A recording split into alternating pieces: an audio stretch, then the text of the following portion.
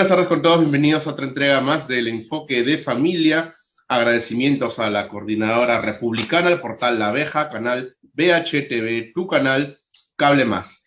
Y aprovecha la megatasa del 8.5% para tus depósitos a plazo fijo en Caja Huancayo, la Caja del Perú. En esta primera entrega del año 2023 tenemos la dicha y el honor de aperturar nuestro ciclo de aventuras intelectuales y entrevistas con el doctor Ángel Delgado, experto constitucionalista, un abogado de muchísimo reconocimiento en nuestro medio nacional. Doctor Ángel, buenas tardes, bienvenido al Enfoque de Familia. Bueno, muy buenas tardes, muy contento de estar en este programa inaugural de un año muy importante para la historia republicana y poder compartir contigo, Andrés, las distintas preguntas e interrogantes que tengas a bien plantear.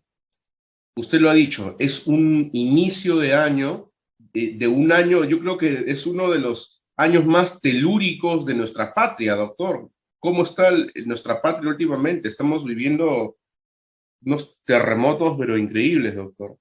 Sí, mira, si quisiera hacer una analogía con otro momento histórico, yo podría remontarme 200 años atrás. 1823 fue un año sumamente complejo para la naciente República del Perú, para el Perú independiente. Recuerda tú que en julio del año 21 San Martín había proclamado la independencia, pero San Martín y el régimen que él inauguró, llamado el Protectorado, no lograron resolver el tema militar, o sea, no pudieron desalojar a las fuerzas realistas y la batalla por la independencia quedó en ascuas, quedó a la espera.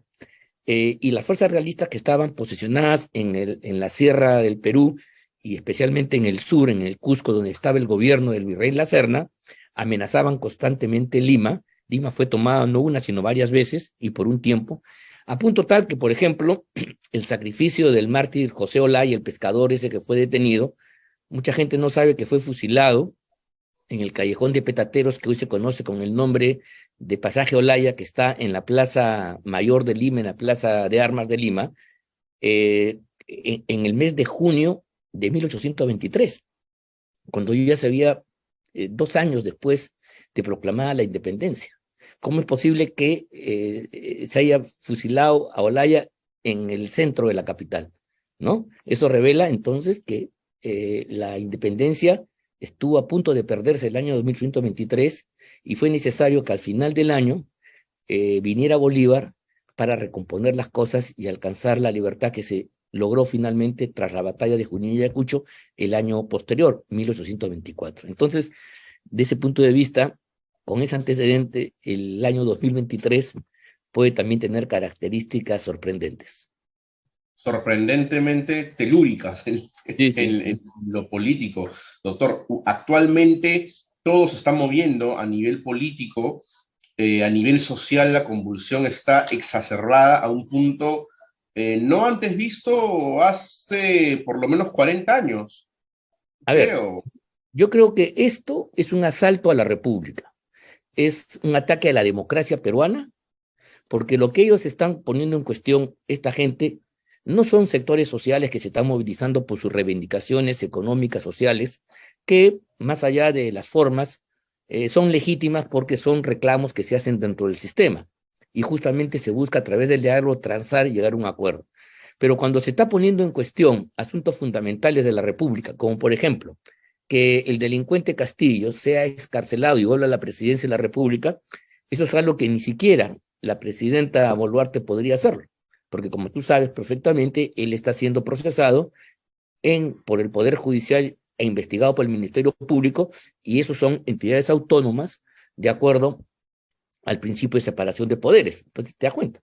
Entonces, ellos quieren cambiar la forma. 2, pedir que el Congreso sea cerrado, si no es por la forma constitucional, es un golpe de Estado, lo que están planteando. E imponer una asamblea constituyente por la fuerza es otra necedad que rompe el régimen democrático. Entonces, aquí por la plataforma de estos señores y por la forma en que además aplican la violencia para subvertir y atemorizar a la población, no estamos ante reclamos, no estamos ante protestas sociales. La ciencia política, mi querido Andrés, como todo conocimiento científico, se preocupa mucho por tener conceptos claros que permiten calificar las cosas, igual que el médico.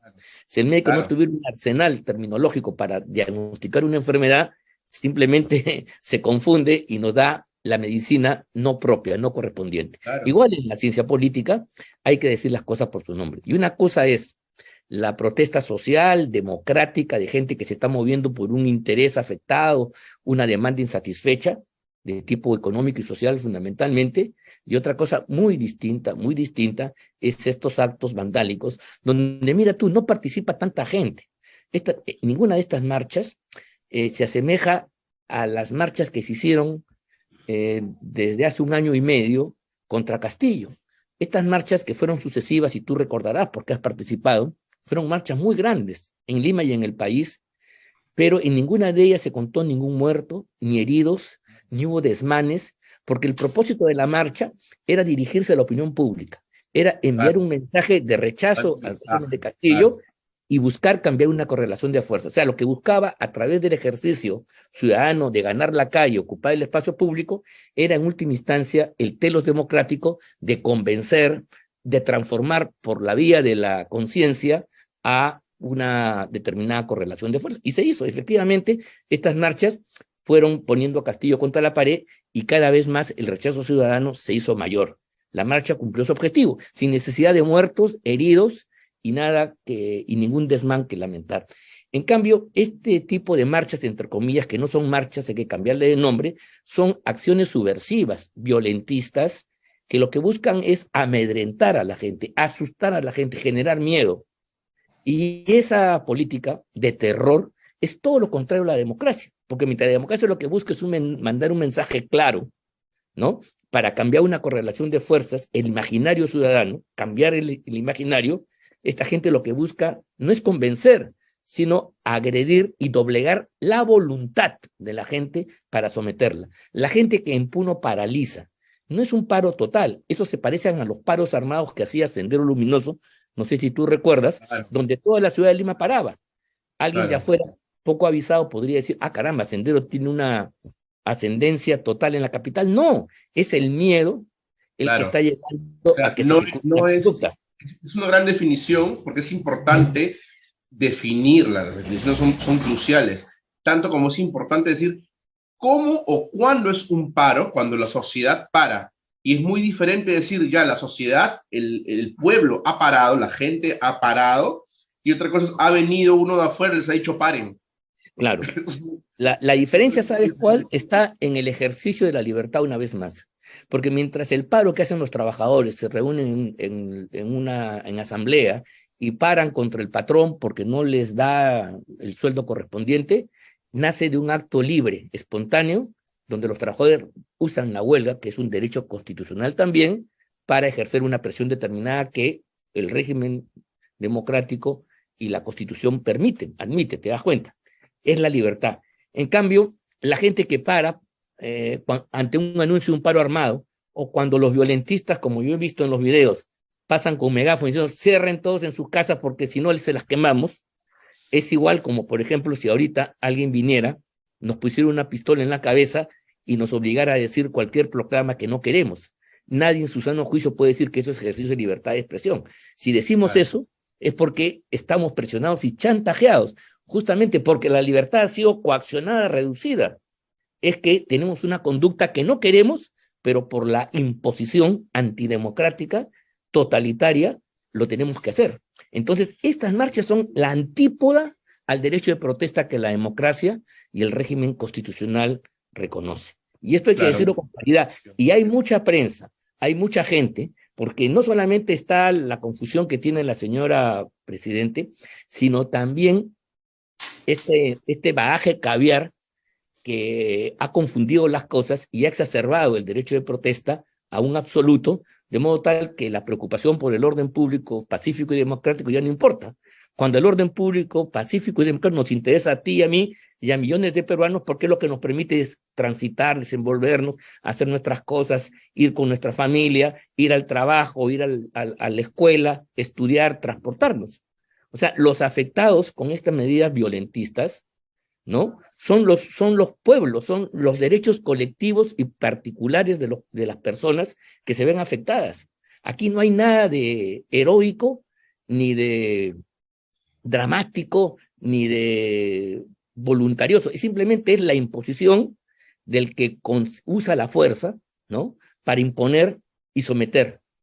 Y eso, repito, es lo más contrario al procedimiento democrático. La marcha democrática, como ya expliqué, busca convencer a la gente, ¿no? Busca alertar, por eso es pacífica, por eso le interesa que vaya mucha gente y que se difunda. No le interesa quemar. Además, yo he visto marchas en otras partes, en otros tiempos, por una carretera, porque le pongan agua. He visto hasta marchas en Huancayo, ahí en Tarma, para que se ponga un aeropuerto, pero nunca he visto una marcha para destruir el aeropuerto, que va a favorecer a los lugareños. Es que eso es terrorismo, pues. Eso es terrorismo. ¿Qué cosa es el terrorismo? Es una metodología anarquista de fines del siglo XIX que usaron como forma política el amedrentar. Entonces, la forma de conquistar el poder y hacer política era asustar. Y al asustar, entonces, imponían una voluntad, pero totalmente artificial. No se avanzaba en la libertad, en la conciencia, en la deliberación, sino en la imposición brutal de quien ponía una bomba o asesinaba a alguien, y entonces, al causar terror, producía obediencia y hacías lo que finalmente el terrorista quería que se haga. Eso lo hemos vivido en los años 80, 90 del pasado siglo en el Perú, y esa experiencia debiera servir para no volver a repetirla. Mira tú, esto si no se lo para, va a devenir en eso. Va a devenir en eso.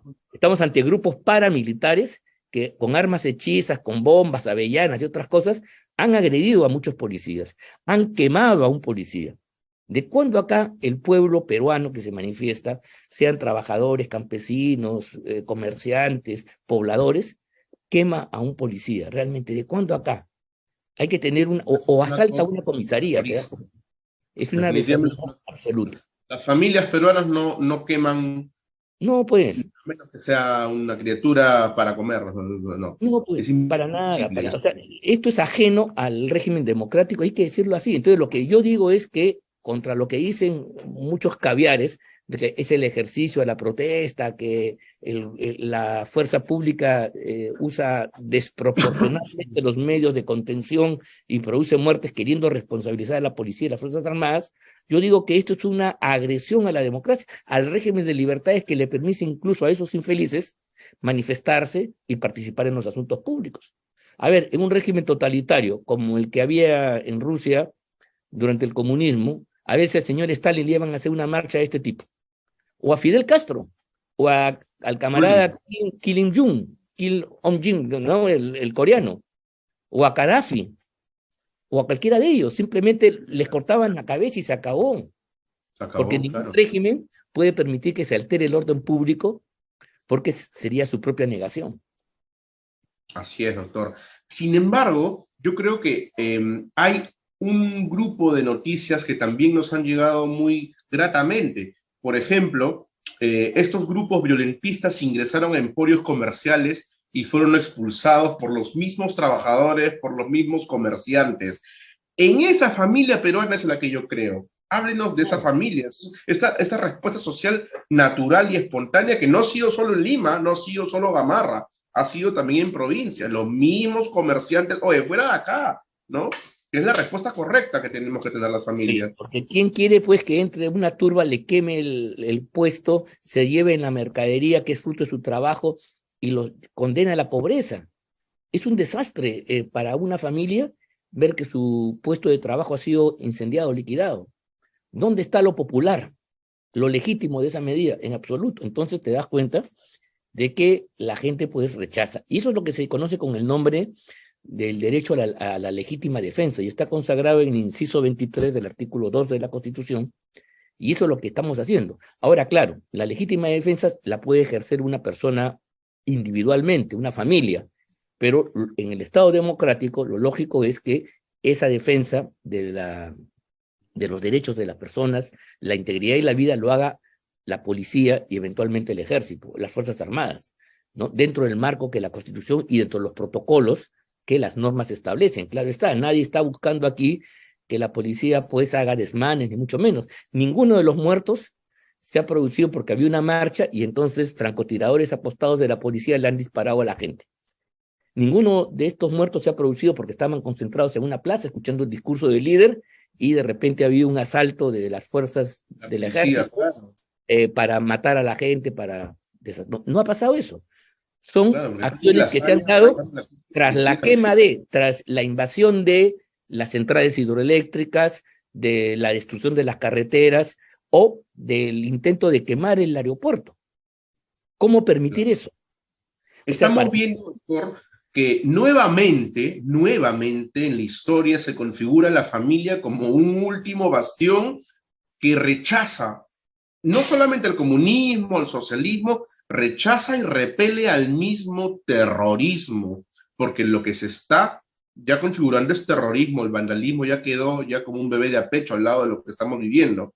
Sí, claro. El vandalismo fue rechazado por las familias. ¿Qué es lo que ha pasado? Tenemos una incursión ya a nivel internacional, está pasando algo y sabemos que hay movidas que se vienen desde Bolivia, han capturado, incluso intervenido más de 50 camionetas, con personas, con armas. Entonces, este tipo de incursión para mí, a nivel muy personal, esto es un caso de guerra.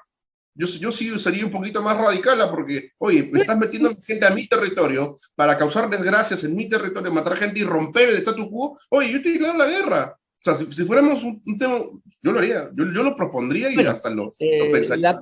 La llamada causas belli, que es la causa de la guerra, justamente tiene una regla. Efectivamente, lo que tú dices, esas provocaciones son causales de guerra. Entonces, claro. Hay que ver, pues, hay que medir las circunstancias. Extranjero, hay que usar otros métodos. Que desplocen la frontera y que se metan, que saquen. Eso, no, lo que tú dices es militarizo todo de una vez. Sí. O sea, una de las causas belis, causas de la guerra, es esa. Es la intervención, es la intromisión y la destrucción de las formas de vida de otro país, evidentemente, queriendo pues anexar, queriendo jalar, queriendo separar, queriendo romper. Ahora, claro, antes de llegar a eso, hay que, la diplomacia establece mecanismos de negociación para evitar que la guerra pues sea, digamos, la que ocupe el lugar donde debe haber pues un tipo de sanción de otra naturaleza, ¿no? En fin, pero sí, estoy de acuerdo contigo que una de las causas de guerra entre los países ha sido esa, siempre. Así es, doctor. Y la familia sigue aguantando y soportando, rechazando y repeliendo. A nivel internacional, doctor, ¿cuál podría ser el rol de la familia que inteligentemente se refugia y trabaja? Yo trabajo para los míos, en lo que se conocía como el AYU, pues, ¿no? Para los que también se creen indigenistas y no se dan cuenta que están atentando en contra de su propia cultura. Mira, la familia es una sociedad natural que nace de la naturaleza social del ser humano, como le gustaba decir Aristóteles. Los seres humanos no hemos venido a poblar la tierra como entes aislados. Necesitamos distintas formas de cooperación porque como individuos somos insuficientes en muchas cosas. La gran creación, lo dice Harari, de lo que supera al Homo sapiens de otras especies animales, es justamente la capacidad de colaborar. Entonces, cuando hay una colaboración, se puede cazar, se puede hacer producir un campo, se puede construir una edificación, ¿te das cuenta? Porque es el fruto de muchos. Entonces, la naturaleza social del ser humano, que ya Aristóteles reconocía, hace que la primera forma de socialización sea el lugar donde uno nace. Todos nacemos de hombre y mujer, y esa unión, por más que esté consagrada, por más que sea más extensa, y aquí los antropólogos a lo largo de la historia han intentado desvirtuar. Claro, hay familias históricas, ¿no? La familia es una familia producto del desarrollo histórico y social, pero siempre ha habido una fórmula, ¿ya? Que se le ha llamado familia. Hay familias más extensas, hay familias que se organizan por el lado del hombre, como es como fue la familia romana, pero también hay formas más primitivas donde era la mujer la que establecía los vínculos, ¿no? Inclusive había fórmulas de matriarcado. Pero todas ellas son familias, pues son variantes de una necesidad de la gente de asociarse, y no solamente es para sobrevivir, sino es en la familia donde uno aprende no solamente a tener un contacto con la naturaleza, sino también para socializar con otras personas. Es en la familia donde uno aprende a comportarse, primero desarrolla la comunicación, el habla y determinadas costumbres que son imprescindibles para convivir con otros. Por ejemplo, si yo no aprendo de que una cosa que vea afuera de mi familia me la puedo agarrar, ¿no? Estoy provocando un conflicto con otros, porque Claro, ese objeto será pues darlo. Entonces, la familia me ha dicho, señor, tú no tienes derecho a tomar eso, y si lo tomas vas claro. a entrar en un conflicto, ¿te das cuenta? Entonces, esa norma, que es antes del derecho positivo, la gente lo sabe y es necesaria para la convivencia, porque si todos agarraran lo de otros, estaríamos en una guerra sin fin y sería, como decía Hobbes en el Leviatán, el mundo en el cual el hombre es el lobo del hombre. Pero justamente porque se quiere superar esa etapa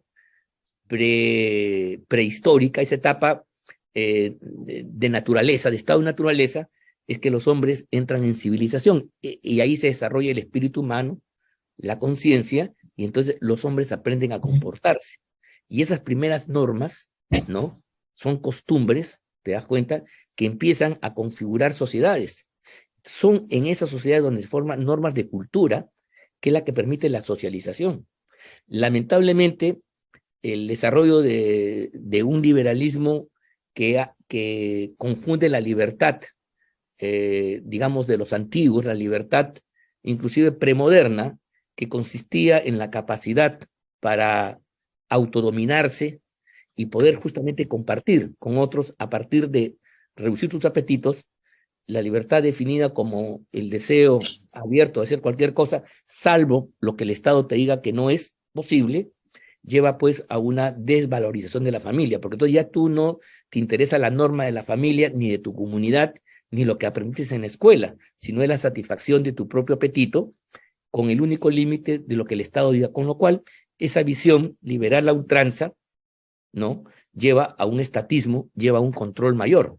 Cuando, por ejemplo, se produce un desenfreno de conductas de tipo sexual, como hemos visto en el Perú y en otras partes, entonces los códigos están absolutamente abiertos. Cuando se produce un cambio, tiene que intervenir el Estado y entonces empieza pues a condenar a aquellos que supuestamente han violentado la libertad. Entonces tienen que usar cámaras y otros mecanismos de coerción, cuando uno, por formación en la familia y en la comunidad, sabe que no debe agredir, que no debe abusar, que debe respetar, ¿no? Pero como esas reglas se consideran primitivas y son dejadas de lado por tu libertad absoluta, entonces tú te consideras pues libre y mañana tú haces una interpretación y la otra persona dice que no y se produce una desgracia para ti. ¿Te das cuenta? No sé si me estoy explicando. Yo confío mucho en la conciencia colectiva que tienen las familias, sobre todo del interior del país. Esas familias antiguas, las familias donde, porque ahora lo moderno es el adolescente cumple mayoría de edad y se va, se alquila un cuartito, un piso, misma sociedad europea, ¿no? Sobre todo en Lima, pero en mismo Lima, periferia y en el interior del país, las conciencias familiares del colectivismo, se le llama, colectivismo, colectivismo, ¿no? De todos en una misma casa, todos en un mismo negocio, que el negocio lo pongo con mi familia, ¿no? Que me caso con alguien conocido del barrio, ¿no? De la colectividad, de la comunidad en donde vivimos, y así crecemos y nos hacemos fuertes. ¿Cuál sería el llamado que les puede hacer despertando esa conciencia? Porque no es posible que pasen hordas de criminales y les digan, salgan de sus casas, vayan a marchar, si no te mato, te quemo, te pego, te rompo tu negocio, ¿no? Y la familia que se está resistiendo a esa situación, ¿cuál sería el exhorto, el llamado de parte de usted, doctor Ángel, a esas familias que todavía están dando la cara a estas hordas criminales? Bueno, la familia pues es un centro de conservación, de cultura, de normas, de identidades. Y eso no debe ser barrido.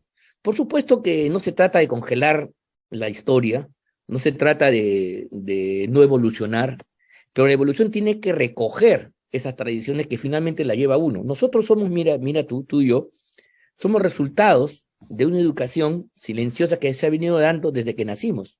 Nuestros primeros conocimientos, nuestras primeras prácticas, nuestros primeros contenidos axiológicos valorativos, lo hemos recibido de la familia, lo hemos compartido con otras familias, con otros grupos, en la escuela, en la comunidad, en el barrio, y entonces nos hemos formado un bagaje normativo que es el que nos dirige, y en esa medida somos libres, en la medida en que asumimos y respetamos esas reglas que la hemos creado en comunidad. ¿Te das cuenta?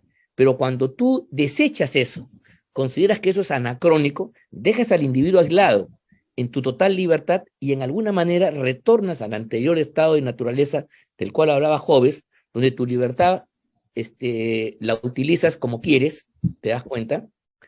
Con el único límite de no hacer daño al otro. Pero incluso en esa cuestión, el no hacer daño a otro lleva a que se genere entonces una intervención externa normativa que da el Estado a través de un derecho que nace de la voluntad, ya no nace de la experiencia, de las costumbres, no es un derecho consuetudinario que se eleva a nivel estatal, sino es el derecho voluntarista que te impone una norma que tú no debes decir tal o cual otra cosa. Entonces ya tú no puedes dar opinión, no puedes decir tal cosa para no ofender, para no afectar la libertad de otro. Cuando eso debería ser de un proceso espontáneo de tu propia formación, ¿no? Y además eso es darle peso a la formación académica, a la educación, para ser gente mejor. La educación lo que debe permitir es, entre otras cosas, además de hacerte hábil en alguna actividad profesional, es darte condiciones para que tú puedas socializar con el mundo, para que tú puedas ser un buen ciudadano, ser un buen padre, un buen hijo, una persona responsable con su comunidad. Y ese tipo de normas no están escritas en un código, se han venido construyendo en el tiempo. La visión que tenemos nosotros del derecho y que el liberalismo extremo ha exacerbado, niega esto.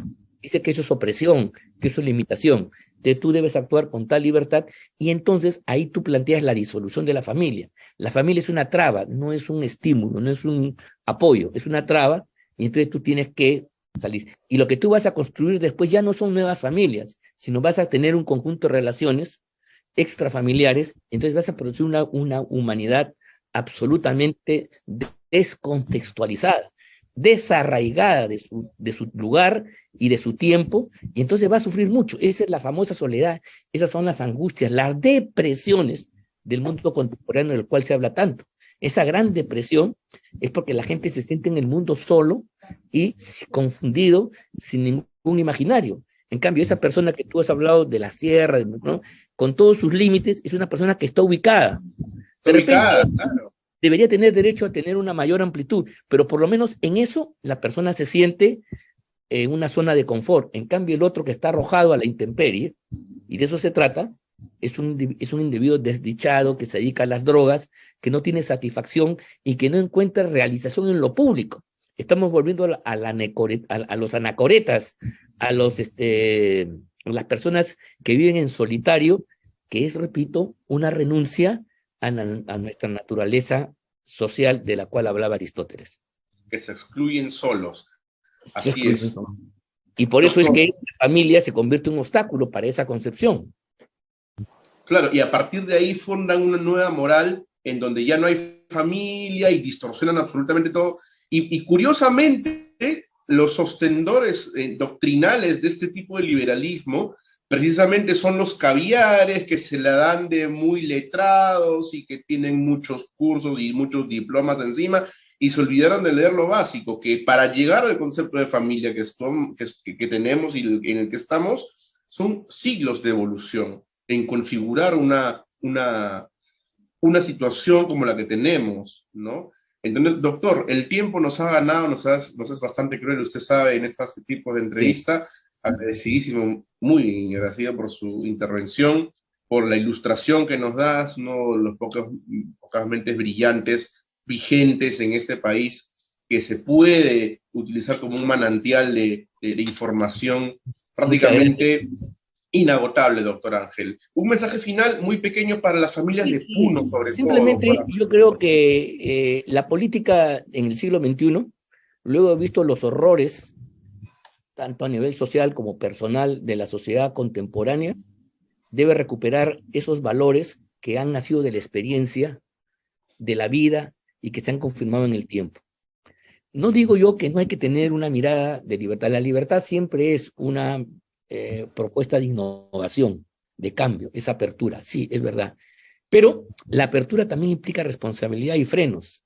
Libre no es la persona la que hace lo que le da la gana, sino libre es aquella persona que actúa consciente de los derechos del otro, consciente de su responsabilidad social, consciente de que existe una ley. No porque la ley le está obligando, sino porque la ley corresponde al modelo de concepción que él considera que así deben ser las cosas. Yo no robo porque hay una ley que me va a meter preso. Yo no robo porque ese es un acto que perjudica y que va contra la moral en la cual he sido formado. ¿Te das cuenta? ¿Coincide con la ley? Perfecto, me parece muy bien, porque siempre hay gente que se disloca, que se desvía. Para eso le cae la ley. Pero no es verdad de que la ley es la fuente de una conducta moral corporativa, social, comunitaria, como debe ser. La ley debe ser lo complementario, pero hemos cambiado de tono, y en este mundo contemporáneo ultraliberal, el Estado, a través del derecho y de la normativa que se mete hasta ahora hasta lo último, que quiere cómo pensemos, cómo decimos, o sea, ella distingue cuándo ofendemos o no ofendemos. Cuando yo te digo cholo, te puedo estar ofendiendo, cuando es un llamado de cariño, te das cuenta, pero ahora el Estado se arroga el derecho de decir qué cosas, lo que yo debo decir, lo que no debo decir. Esto podemos conversarlo, por cierto, si quieras, para adelante, pero se coarta nuestra libertad, ¿te das cuenta? Al doctor Juan Puertas, a quien le mandamos un gran saludo desde aquí. Él dijo claramente en una clase magistral: ¿estás creyendo que la libertad se usa por libertad sola? Toda libertad se ejerce con responsabilidad, ¿no? Y de eso es lo que estamos hablando, doctor. Doctor, el tiempo ha llegado al final en esta entrevista. Agradecimientos a la Coordinadora Republicana, al portal La Abeja, al canal BHTV, tu canal, y a Cable Más. Y no te olvides del 8.5% en los depósitos a plazo fijo de Caja Huancayo, la Caja del Perú. Doctor Ángel, muchas gracias y hasta la próxima. Felicidades, hasta la próxima. Gracias, doctor. Muchas gracias.